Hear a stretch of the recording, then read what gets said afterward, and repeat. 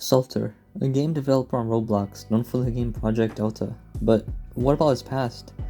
Salter left behind Lost and Dust, which are two now deleted games that me and maybe some of you guys actually played. I want to take a trip down memory lane over old Roblox and go over how Lost and Dust was like, so relax and enjoy. Salter's first survival game was called Lost. According to the official Roblox fandom page, it was released on the March of 2018. It was very similar to Rust, where you would loot monuments, build bases, and raid other people. On screen was the map. You would spawn in with a rock on the beaches of the bottom left and bottom right island, with the third island having no spawn points. The way you got materials was you just hit a tree or node around the map with an axe or pickaxe. You would then use those materials for constructing bases. Now, the building system was super similar to Rust's, if not the exact same, where you built square or triangle foundations, walls, and doors. It wasn't just a building system though. Structures like the workbenches, the tool cupboard, or the furnaces were also strikingly similar. And it's interesting because Salter also added some unique structures like the blast furnace or the safe. Monuments were locations with barrels and crates containing loot. Some of the notable monuments were the oil rig, which was difficult, the labs, which had a lava boss, and he was pretty buggy to say the least, and the airfield, which was a popular place. You would get loot like receivers, gears, and springs, which you could use to make homemade guns, but the military grade guns like the SVD were uncraftable and only spawn in elite crates, and rarer guns like M4 only spawn in airdrops.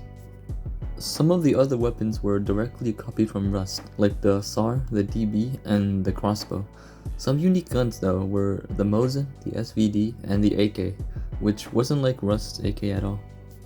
It's interesting because these three guns are also in Project Delta right now, so you could say these guns were prototypes of Project Delta's modern gun system. Additionally, raiding was also a feature in Lost. There were primarily satchels, C4, and rockets.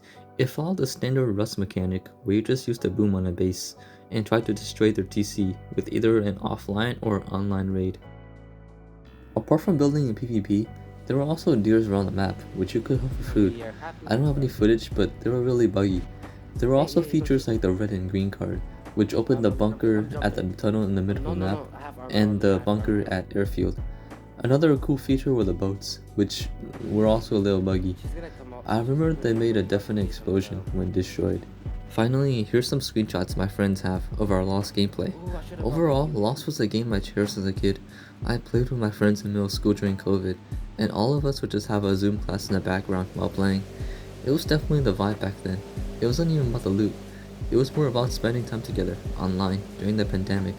Unfortunately, Lost would get copyright striked from FacePunch for obvious reasons and removed from the platform on July of 2020. But we're not done. Salter saw the strike with ambition and created Dust was released with paid access, costing 200 Robux on November 12, 2020.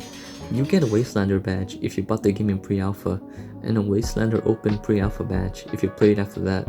It was Salter's second Rust-like survival game. There were game passes like Premium, Premium Plus, and Premium Elite, and like Lost, you would build bases, loot monuments, and raid others. You would spawn around a large island with a stone shiv. Salter was going for sort of an Arizona-style map, so a large majority of the map was a desert. The building system in Dust was basically identical to Lost and Rust, with the same triangle and square foundation shebang. The 4 tiers of materials were wood, stone, metal, and steel. Wood started with 250 HP, and each tier had 2 times the amount of health as the last. Another interesting thing was that you didn't need a hammer or a building plan anymore. You could just press B to start building, and V to start upgrading. Some of the notable monuments include the village, which was in the middle of the map. It had bots and a dagger boss, the Hoover Dam, which had lots of NPCs and loot, and the Casey military camp in the right side of the island, which had strong military bots. They were the only way to get military gear, which was the best gear in the game. Some things that set Dust differently from Lost was the amount of benches. There wasn't just one bench for all the items. You had a lathe for guns, an anvil for mid-tier gear, and an ammo press for making ammo. Another cool feature were the dust storms, which formed during the day, and it made visibility very hard. The armors in Dust were also completely unique. You had armor like the Metal Gear set, which looked like the Scav King's armor set in Project Delta, and the cheap cloth armor set, which resembled nothing like Lost or Rust's armors. The weapons in Dust were also all unique. There were guns like the improvised assault rifle, which was based on an M16, the improvised As-Val, and the improvised anti-material rifle, which did, 140 damage! Dust was also when Solter started to experiment with attachments on guns. Many of the attachments you see today in Project Delta are largely based on the ones in Dust, like the rifle scope. Some other notable features were the UCAV, which flew around the map and fired rockets at people who fired at it. And there was also the KZ military bunker in the mountains, which players could use Force C4 to force open, and it had a lot of rooms and crates inside. There was also a super cool armor set called the Liquidator set. The headgear is also the logo for the Wastelander faction in Project Delta. Dust was another game I cherished. Like Lost, it also released and coincided with the COVID pandemic. I like how Salter said no to the Lost copyright strike and went back at it with another Rust game. The models and map were just so high quality.